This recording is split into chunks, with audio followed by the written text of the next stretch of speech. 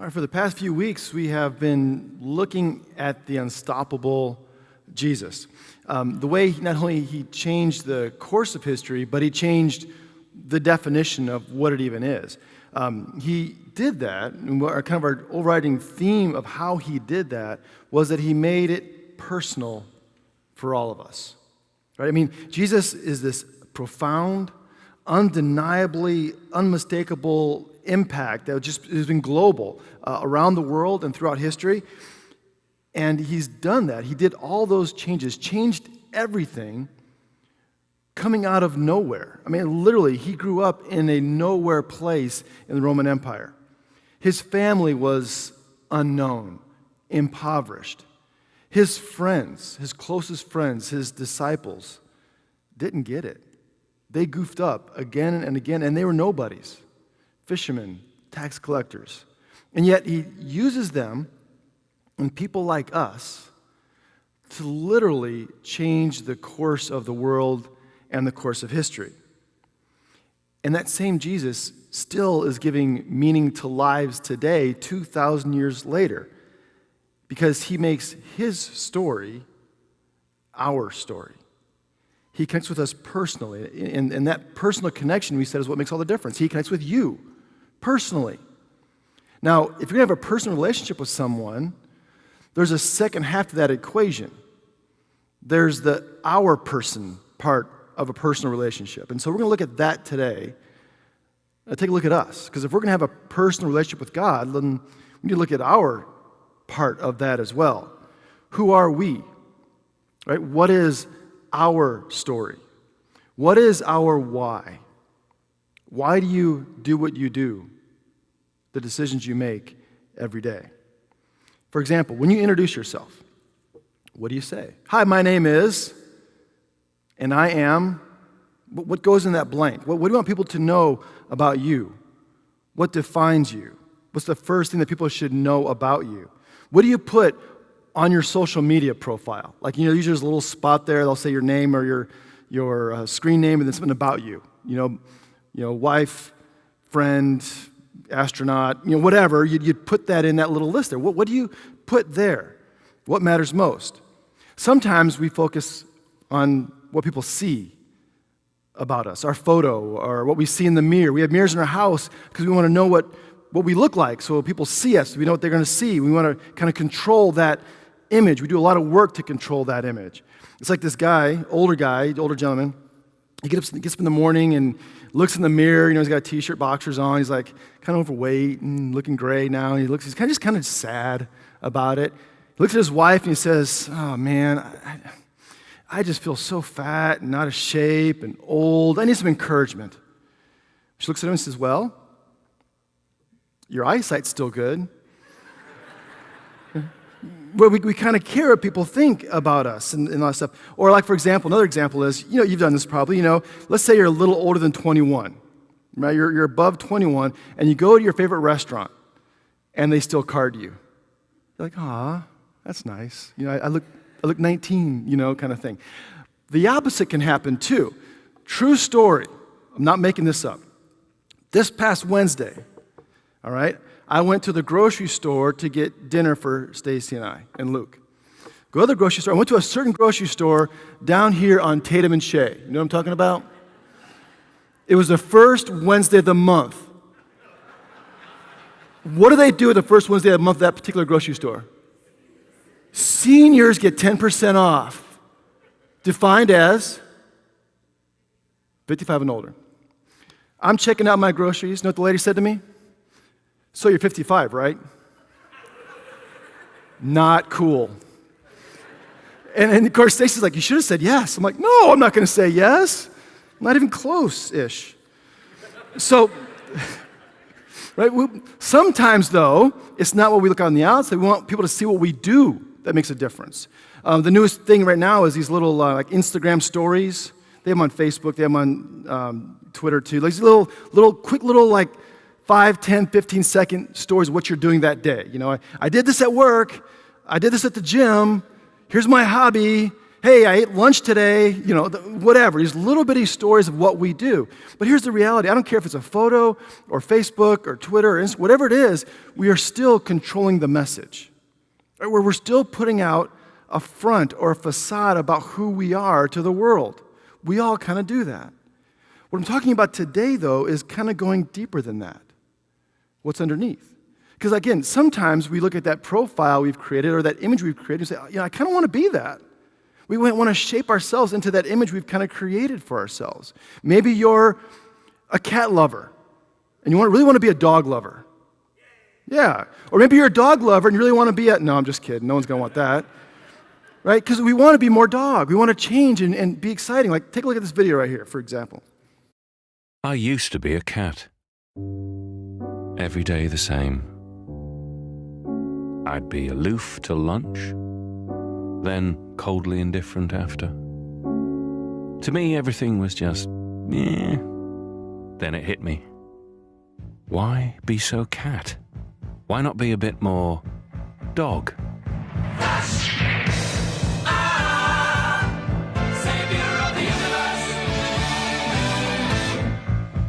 I mean, look at the world today. It's amazing. Running, amazing. Chasing cars, amazing. Sticks, amazing. Carpe diem. It means grab the frisbee.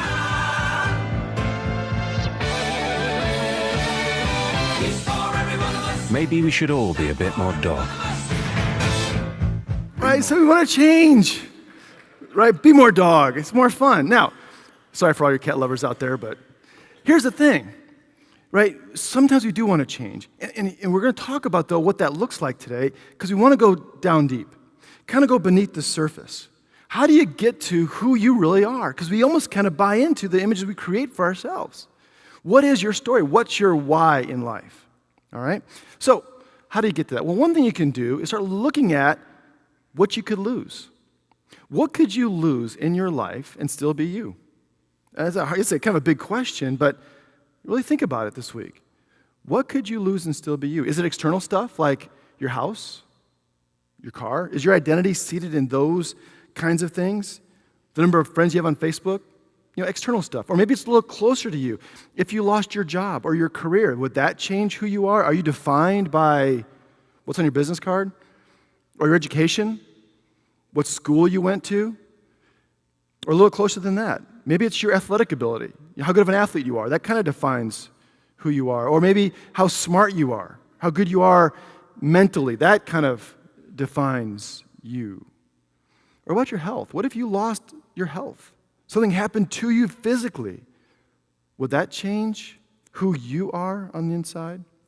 Because if we start digging deeper and getting closer to the inside of who we are, those are questions we begin to ask.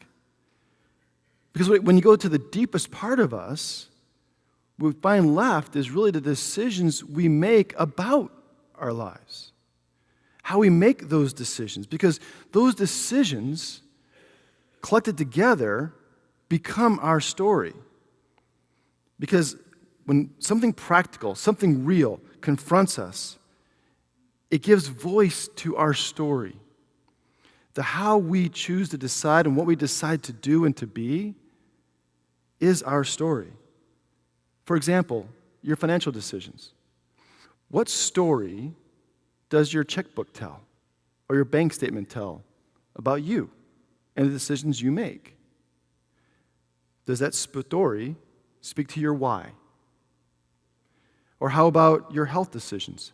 How you choose to treat your body, to treat your life. Does that speak to your story? Or other stuff like your time. How you spend your time, how you spend your moments, how you spend your education, your married life, your spiritual life. All these things, all these decisions in those areas, together, those decisions create a story. And here's the hard part of our story, is that someday, the opportunity to make those decisions that create your story will come to an end. And your story will become your legacy. For now, you have a chance to craft and shape your story by the decisions that you and I make every single day. But someday, that story will become a legacy. Now, back in high school or college, many of you memorized a poem, probably by Robert Frost, called The Road Not Taken. How many remember that poem? Okay, quite a few of you. You probably just know the end of it. Most Hallmark cards have the last couple lines in it. It says this: "Two roads diverged in a wood, and I took the one less traveled by, and that has made all the difference." Heard that before, right? We hear this part a lot. It's kind of all we usually get from this poem. And the idea kind of comes out as that here's this person who took the road less traveled, went the courageous route, forged a new path, and showed courage to make that decision. Right? You with me on that? We kind of see that here. What's interesting, though, if you read the whole poem, that's not his point at all. Let's take a look. Two roads diverged in a yellow wood, and sorry I could not travel both, and be one traveler. Long I stood, and looked down one as far as I could, to where it bent in the undergrowth. So he's looking down, he's like sitting there, like, I got these two roads, and I want to travel one or the other, but I'm one traveler in two roads, and I look down this one, and I look down that one. He says, then took the other, just as fair, and having perhaps the better claim, because it was grassy and wanted wear. Though, as for that passing there, had worn them really about the same. So what do the roads look like? They're kind of identical. Right? They're both been relatively untraveled, is what he's saying. You've been there, right? You stand there at a decision point in your life, and both roads look the same, and you don't know what to do. Who's been there before? Lunch yesterday, for example. Right? I asked Stacy, where do you want to go for lunch? I don't know. What do you feel like? I don't know. What are you hungry for? I don't know. Where haven't you been in a while? Everywhere. Nowhere. I don't know. What sounds good? Nothing. I mean, you've been there, right? You kind of don't know, and that's where he's at. In fact, he says this next: "And both that morning equally lay. In leaves no step had trodden black. Oh, I kept the first for another day." So he's like, look, I got to make a decision. They both look identical, so I'll take one, and then I'll come back and walk the other one later. That makes sense. We could do that. However, most of us know that usually when you get going on one path, what happens? You keep going because you find another fork in the road later on anyway, right? So he says, yet knowing how way leads on to way, I doubted if I should ever come back. So he's like, I get it. I want to pick one of these two roads. I'm going to take one. I want to come back and see the other one, but I probably won't, so I'll just keep on going on this one. You with me? Everyone's kind of, this is us, right? Okay, here's the end. And this is the line that we kind of often miss. I shall be telling this with a sigh, somewhere ages and ages hence. Like someday I'm going to look back on this moment and sigh. Oh, man. Somewhere along, I'm going to say this to myself. Two roads diverged in a wood, and I took the one less traveled by, and that made all the difference. What's he saying here? Because really, the honest truth is, he made the decision on a whim. He didn't pick the better road or the less traveled road. He said they're identical. So he picked the road he picked on a whim. So does the decision he made have meaning? He kind of says, yeah, it made all the difference. The one I picked. But here's the thing that I'm going to ask you next. Because see, choices do that, right? Choices do make us make a decision. And we have to look back on those decisions and say, was that the right decision or not? So do you think he made the right decision here? Raise your hand. How many think he made the right decision, or he thinks he did? Raise your hand. How many thinks he didn't make the right decision? You're like, I don't want to say anything because I'm going to get in trouble. You're not going to get in trouble. It's okay. Right, here's the deal.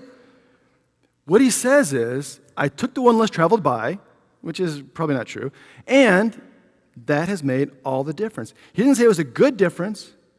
He didn't say it was a bad difference. He just said it made a difference. Here's the other thing. Look at the title of the poem right here. Is it The Road Less Traveled? The Road Not Taken. right? So you kind of wonder when he wrote this thing, was he really thinking, I wonder what the other road had? What if I'd taken the other road? Because it's about the road not taken. So is this about regret? Is he sorry he didn't take the other road? I mean, it made all the difference, but was it a good difference? See, we do that sometimes when we make decisions too.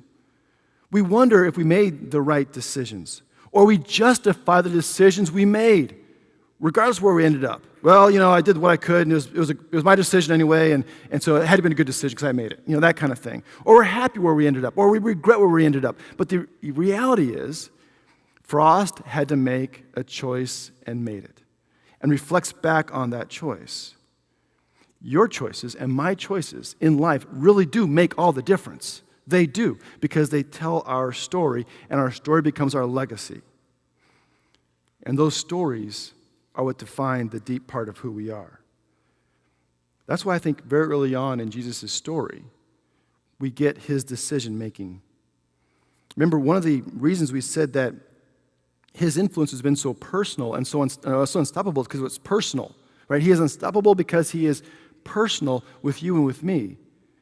And what we're going to see here in a moment is that if he wants to see the real us, if he wants to see our story, he's going to show us his story, his deep decisions as well. So go back to our Matthew outline just for a second. Okay, we kind of spent some time here and here and here last week as we kind of got into this. But we're going to go back to this part today. In chapter 4, actually, the very end of this very first section. Why? Because before Jesus does any of this stuff, before he teaches, does miracles, makes disciples, does any of this stuff, in chapter 4, we're going to get his decisions, how he chooses. It's because it's important. It's going to tell his story. Now, right after his baptism in chapter 3, there's this high point in Jesus' life. He's been baptized, his ministry is starting. God has spoken to him and to people around him, saying, this is my son, and I love him, and I'm happy with him. And immediately after that, we get the first verse of chapter 4, and it says this: Then Jesus was led up by the Spirit into the wilderness to be tempted by the devil. Right after that. There's three things I want to start off with here that are really important. Number one, the wilderness described here is not like Robert Frost's, yellow wood. It's not Snow White and little animals coming bringing her stuff and making the bed and all that kind of thing. The wilderness here is desert. It's the Phoenix Reserve. It's dry, it's rocky, it's hot, there's no water. That's the wilderness here, more Wild West than a wild wood. Second, he is led out to be tempted. The Spirit of God leads him to be tempted. And that was not play acting. That was not fake. It was real. In fact, in Hebrews 4:15 it says, we have one in Jesus who is in every respect has been tested as we are, yet without sin.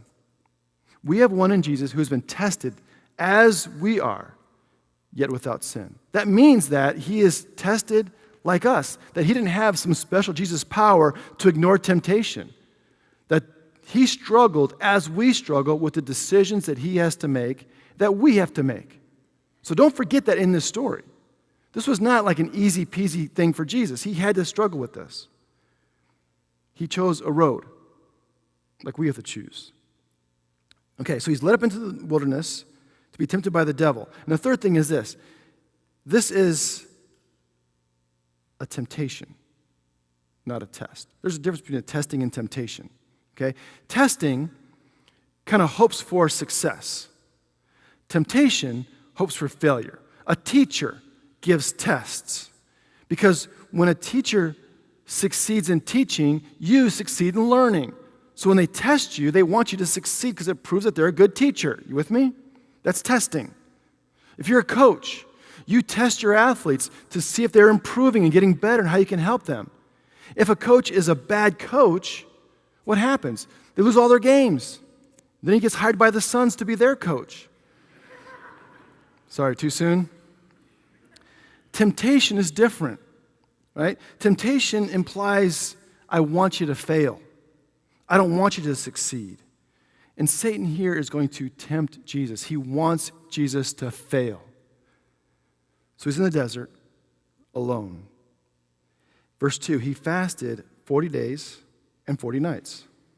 And afterwards, he was famished. He was hungry. Now that number 40 isn't random, right? It's not like, oh, he's 40 days. He was there for 40 days and 40 nights. Why? Because it connects with the people reading it. We said the last few weeks that Matthew really wants to connect his biography of Jesus with the Israelites and their story. Right? So we have all these connections to the Torah and all this kind of stuff. Well, the same thing here. How long was Moses in the wilderness with the Israelites? 40 years, right? So 40 years, they're in the wilderness. 40 days, Jesus is in the wilderness. So it's going to connect. So in a sense that their decision-making, their choices, what they did in the wilderness is mirrored in what Jesus is going to do in the wilderness. They're kind of parallel. So as they were tested, Jesus will be tempted. In the same way that we're tested as well. Verse 3, then the tempter came and said to him, if you are the Son of God, command these stones to become loaves of bread. Now, when I read this, I'm like, okay, well, how is that a bad thing? Is it wrong to make miracle food? I mean, Jesus did it for 5,000 people, right? He fed 5,000 with just a few loaves and some fish. He made water into wine for a party. So what's wrong with stones to bread? Why is that like somehow wrong? Well, to get to that answer, we got to look at what is the real question being asked. What is Satan really getting him to decide to do? What is the choice between the two roads Jesus is facing? And to get that, we look at the answer. Verse 4. He answered, it is written, one does not live by bread alone, but by every word that comes from the mouth of God. That's his answer. He doesn't say, no thanks, I don't want to do it. What he does is he quotes from the Old Testament. Specifically, he does this throughout this chapter, he quotes from Deuteronomy. Now, what is that? That's the last book of those first 5 I mentioned to you. So Genesis, Exodus, Leviticus, Numbers, Deuteronomy. And Deuteronomy is kind of this summary book. The people of Israel have spent 40 years in the wilderness. They're about to enter the promised land. And this is kind of a wrap-up of what happened and a warning for the future. It's what that book is really about. It literally means the second law, the second story. And he quotes from that, and he says this. This is where he's quoting from in Deuteronomy 8.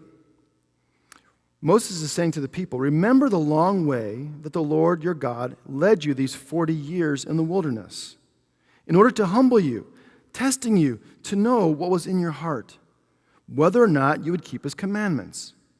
He humbled you by letting you hunger, then by feeding you with manna, with which neither you nor your ancestors were acquainted, in order to make you understand that one does not live by bread alone, but by every word that comes from the mouth of the Lord. He's reminding them of this story. When they read this, they're like, oh, we get it. The whole point of the 40 years was to help us learn, to test, to trust God when everything else is gone. Like I said earlier, what is your story? What's your why? What's your identity? When you strip everything else away, what's left? And here in Deuteronomy, God's saying, if I take everything else away from you, even food, am I enough? In the end, does our story reflect God's story? When 2 roads diverge in the woods, do we choose the road that leads us closer to God or not? That's what this story is all about. How do we make our choices? Now, Satan doesn't stop there.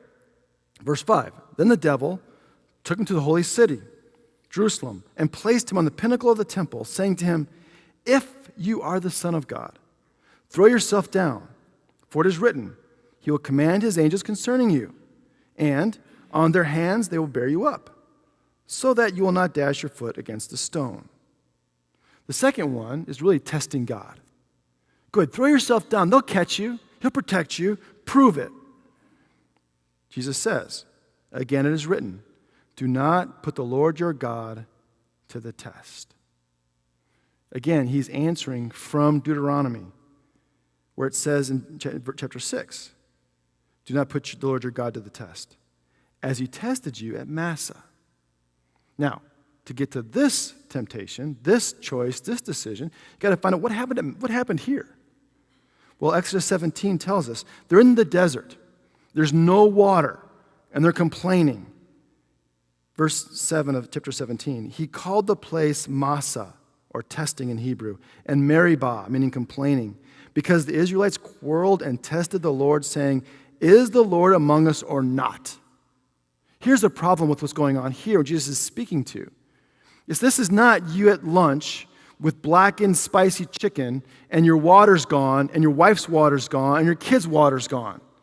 You're not just thirsty. What's happening here is they're going, God, where are you? You're supposed to take care of us.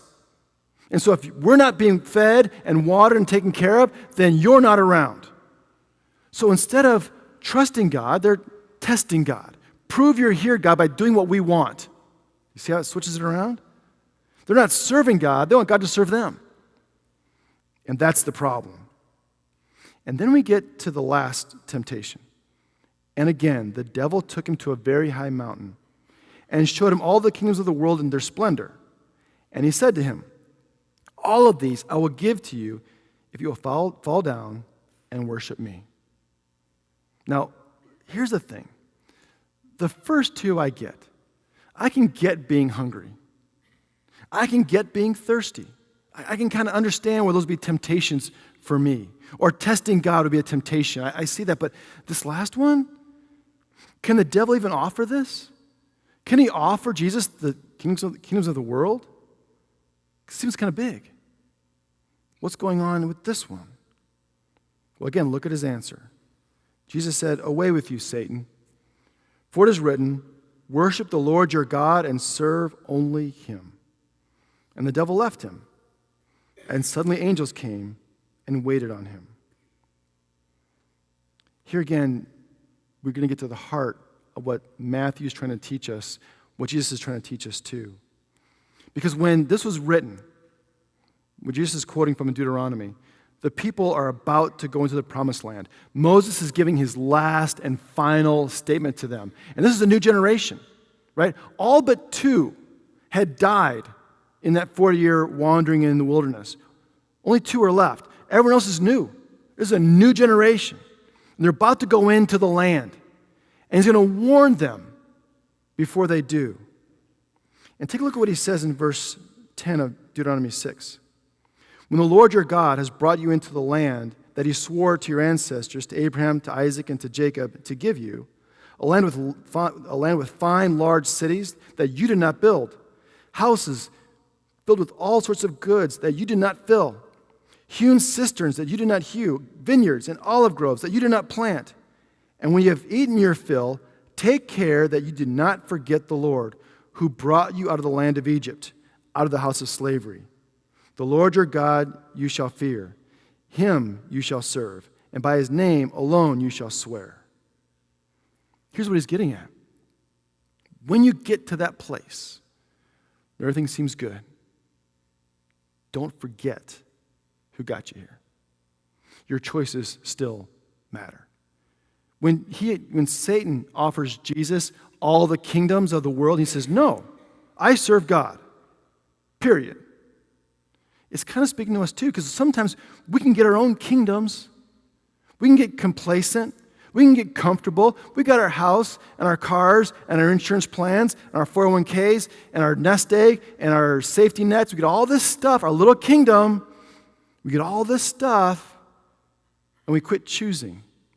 We just kind of sit down. We plop ourselves down where two roads diverge and just sit there. Jesus is saying, no. You keep moving forward. I will choose God, because if that stuff all got taken away, God still matters. I still choose God if all that stuff is gone. It's very easy for us to create our own little kingdoms and to rely on those kingdoms. What we need to do is rely on God, is what Jesus is saying here. Back when I was in seminary at Emmanuel, we often had to give senior sermons, like the last sermon you had to give to the chapel each day that some new senior would give a senior sermon. One day, Jerry Ng gave his senior sermon. And he was known around the campus as a guy who was just super faithful, very prayerful, just a kind, gentle spirit, very devout, very, very faithful to God. So he gives his senior sermon. He's talking about how he's going to go back to his home country, where Christianity was persecuted regularly, and how he probably expected within a few years to face martyrdom, to face death.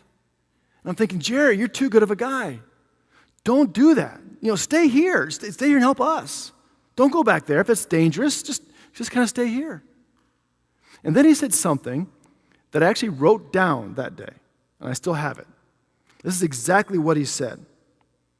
How can you expect to give your life for Christ, to stand firm in the face of the ultimate liar and tempter, death, if you are not willing to stand against the temptation and indifferent things that face you every day? That's shaped me ever since. Like, how are you going to make that ultimate choice between two roads if you can't make the little ones? If you quit trying, if you quit choosing. Because our story, the who we are inside, is a collection of the decisions that we make today and how we move forward. So will the road you choose today make a difference in your life? And the answer is, it will. But what kind of difference will it make? See, Jesus knew where he wanted to end up. He wanted to be with the Father, and he chose roads that led him there. Jesus knows where he wants us to end up, with him and his Father. And so he chose roads that led him there.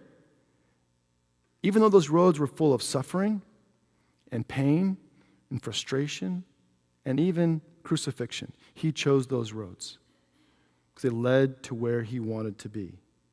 And then he turns to us and says, follow me. Follow me. I know where the roads lead. Follow me. And following him down those roads make all the difference in the world. Let's pray together.